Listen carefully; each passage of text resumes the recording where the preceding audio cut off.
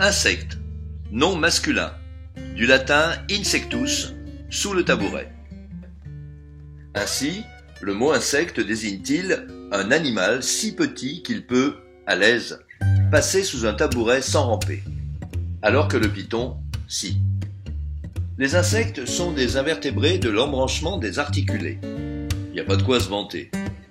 Leur corps, généralement peu sensible à la caresse, est entouré d'une peau à chitine d'aspect volontiers dégueulasse. Il se compose de 3 parties.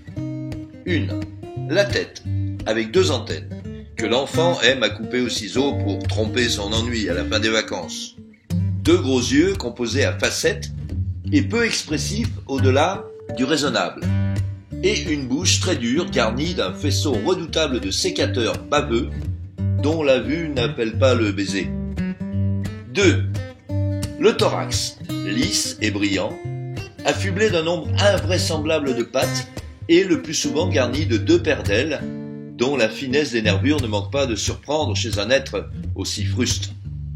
C'est grâce à ces ailes que l'insecte peut vrombrir, signalant ainsi sa présence au creux de l'oreille interne de l'employé de banque assoupi.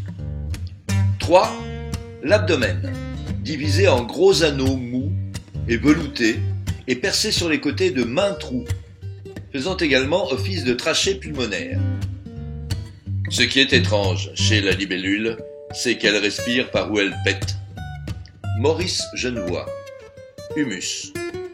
Il existe plusieurs millions d'espèces d'insectes.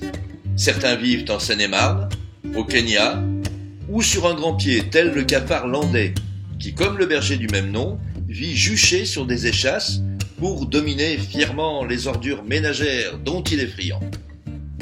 Certains insectes, comme la mouche des plafonds, possèdent des ventouses sous les pattes, qui leur permettent de se coller aux ptères.